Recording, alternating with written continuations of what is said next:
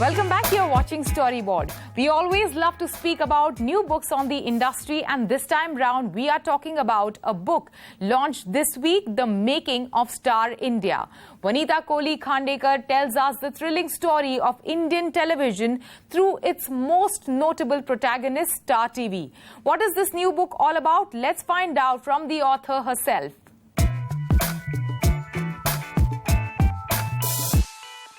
Vanita, welcome to Storyboard.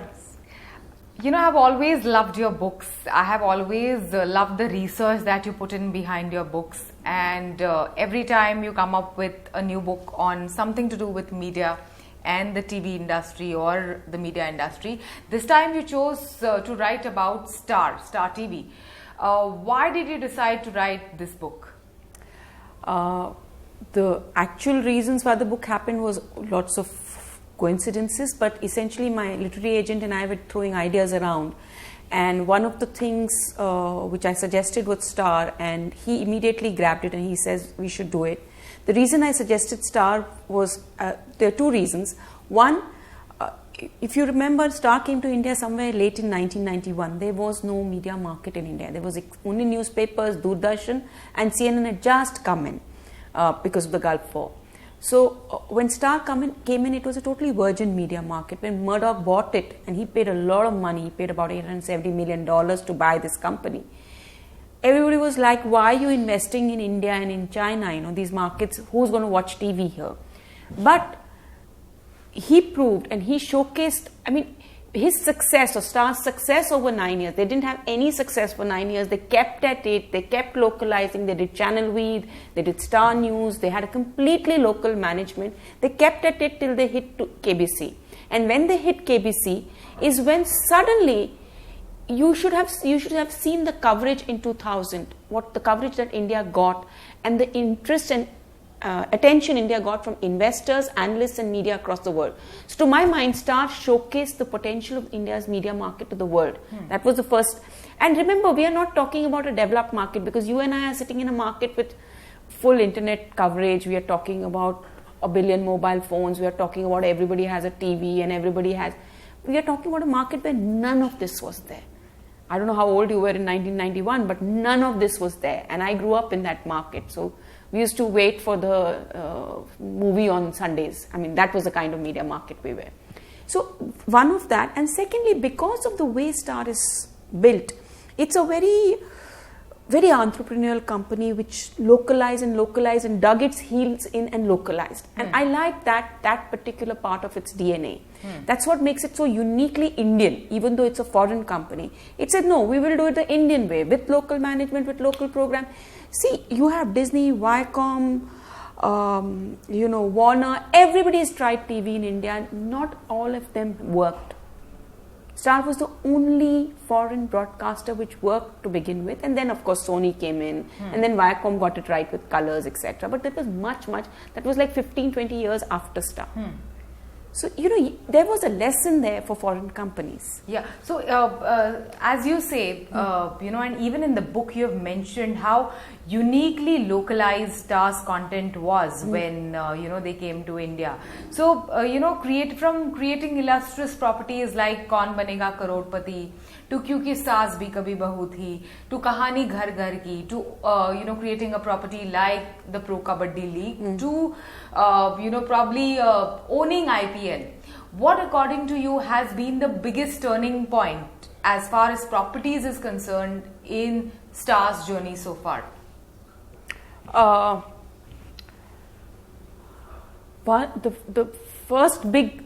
biggest turning point in the beginning few years was Channel V. I don't know how many of us know. Channel V no longer exists as a channel. It was shut down in 2017. 1994, Star launched something called Channel V, which was India's first music channel.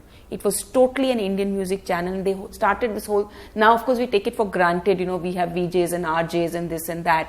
There was nothing like that. There was one Chitrahar on Doordarshan. It started a 24-hour music channel in a market which had nothing like that, but which loved music. And it decided that this would not be about Western music. This is about Indian music, and it will have the same sort of chutzpah as Western music in terms of presentation, VJs.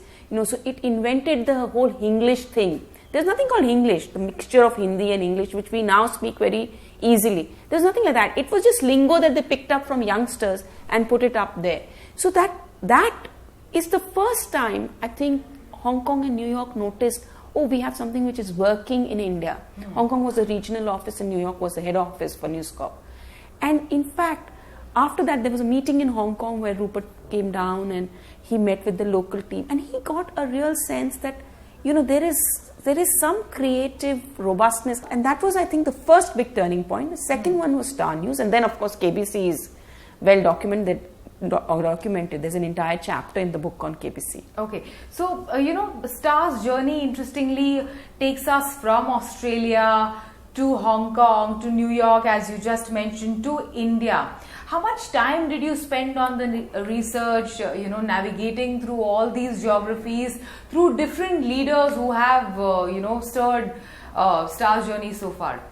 Oh, I spent something like 18 months on the research. Research come writing. So writing was about 4 months, or maybe 14 months on research. And this was along with normal work, which is why it took fairly long. But it was a lot of traveling. So I did Singapore so that I could meet a lot of the guys in region, Bombay, Delhi, and I did a lot of long calls, London, Australia, because my research costs don't cover traveling all over. So we did lots and lots of long calls with a lot of, so everybody from Gary Davey to Bruce Churchill, a whole lot of the senior guys from News Corp spoke to me. It was really nice. And in India, of course, the book, as you've seen, is cut into sections according to CEOs who ran them. So Richard Lee started it, which is Lee Cushing's, who now owns PCCW, It's also the owner of Woo, which is one of the OTT platforms in India. Then Rupert Murdoch bought it over. Then there was Ratikant Basu, I don't know how many people remember, but he ran Star for a good 2 to 3 years.